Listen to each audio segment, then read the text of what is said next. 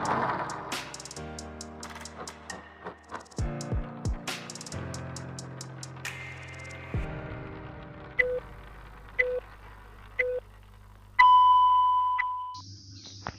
जी, किसी भी देश की विदेश नीति अपने में कोई स्वतंत्र नीति नहीं होती है, वरन वह किसी देश की आंतरिक नीति को स्पष्ट करती है। उदाहरण के लिए हम अमेरिका को ले सकते हैं। उसने अपने यहाँ अधिक अन्न पैदा किया और जब उसके पास अनाज फालतू बच गया, तब वह अपने बकाया अनाज की बिक्री के लिए ऐसे देशों की तलाश करने लगा जो उधार पर माल ले सकते हों। किंतु हमारी आंतरिक नीति ने यह तय किया कि खर्चीले ढंग से सरकार चलाएंगे और स्वदेशी मुद्रा की कोई राशि हमारे पास नहीं बचेगी। हमने कर भी लगा दिए और मुद्रा प्रसार भी कर दिया। कुछ संकट पड़ने के बाद इस बात की आवश्यकता को नहीं समझा कि उस पैसे का कहीं अन्यत्र उपयोग कर सकें। श्रीमान, मुझे माननीय प्रधानमंत्री जी के इस कथन पर दुख होता है कि दुनिया के अमीर और गरीब देशों का अंतर लगातार बढ़ता जा रहा है। मैं उनसे यह पूछना चाहती हूँ कि भारत की विदेश नीति ने उस अंतर को घटाने की क्या कोशिश की है? क्या भारत सरकार ने कभी दुनिया की पंचायत में यह कहने की हिम्मत की है कि बालिग मताधिकार के आधार पर यूएनओ का चुनाव होकर एक संसद बनाई जाए? और क्या आप में यह देखने की हिम्मत है कि फौज के हिसाब से कर लगाकर एक विकास का खाता खोल दिया जाए?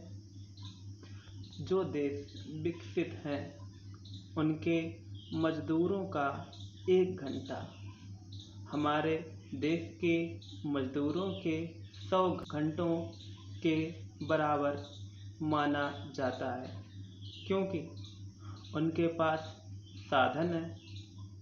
इसीलिए यह अंतर और भी बढ़ता चला जा रहा है। किसी देश के अंदर आंतरिक नीति में अमीरी और गरीबी का अंतर बढ़ता चला जा रहा हो और वह दुनिया के देशों में विद्यमान अमीरी और गरीबी के इस अभिशाप को समाप्त करेगा, यह समझ में आने वाली बात नहीं है।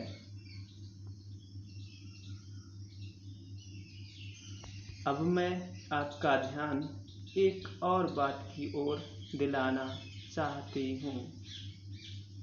पूर्वी जर्मनी को मान्यता देते हमें परेशानी होती है, इसलिए कि शायद पश्चिमी जर्मनी को बुरा लगे, लेकिन पश्चिमी जर्मनी ने तो अपनी रक्षा का भार दूसरों पर छोड़ दिया है।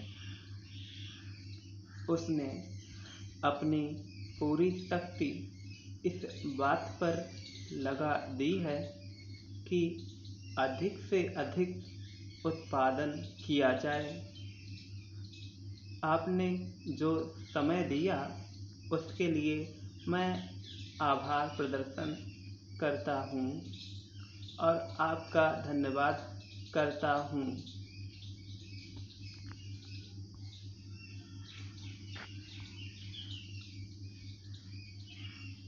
अध्यक्ष जी, जिस समय पाकिस्तान ने भारत पर हमला किया था उस समय उन्होंने देश की रक्षा के लिए महत्वपूर्ण कार्य किया था। इसके साथ ही मैं मंत्री महोदय को यह भी स्मरण दिलाना चाहता हूँ कि शायद उन्होंने इस पर ध्यान नहीं दिया कि इस बार जो राष्ट्रीय पुरस्कार मिले हैं उनमें रेलवे प्रशासन को केवल 2 ही प्राप्त हुए हैं, जबकि मैं ऐसा मानता हूँ कि हमारी सेना के बाद अगर किसी ने युद्ध काल में सराहनीय कार्य किया है तो वह रेलवे प्रशासन अथवा रेलवे कर्मचारी और अधिकारी हैं। इसलिए उनके मनोबल को बनाए रखने के लिए और उनको प्रोत्साहित करने के लिए रेल मंत्री को इस बात पर भी ध्यान रखना चाहिए और इसका प्रयास करना चाहिए कि जो भी इस तरह के प्रोत्साहन मिलें उनमें रेलवे का विशेष ध्यान रखा जाए।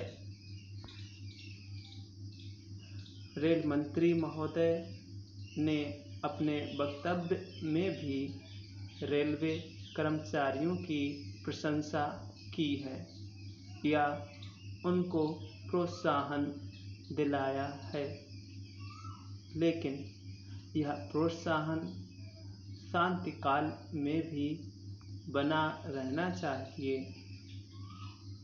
रेलवे ने युद्ध काल में जो काम किया वह तो देश की रक्षा का महान उद्देश्य था, लेकिन उसके बाद देश के निर्माण में या गरीबी मिटाने के लिए जो युद्ध होता है उसमें भी प्रत्येक रेलवे कर्मचारी का मनोबल उसी तरीके से बना रहे, इसके लिए भी रेल मंत्री महोदय को कुछ कदम उठाने की आवश्यकता है।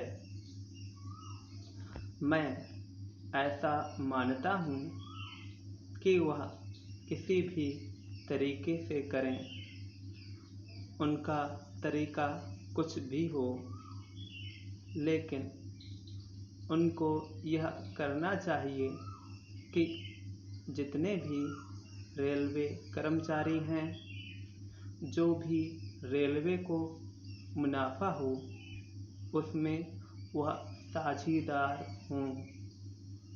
चाहे आप उनको बोनस के रूप में कुछ दें, चाहे किसी और तरीके से दें, लेकिन हर वर्ग के रेलवे कर्मचारी को मालूम होना चाहिए कि यदि वह देश के निर्माण के संबंध में ठीक तरह से काम करेगा तो उसको पुरस्कार के रूप में या वेतन के अंश के रूप में अपने वेतन के अलावा पैसा मिलेगा।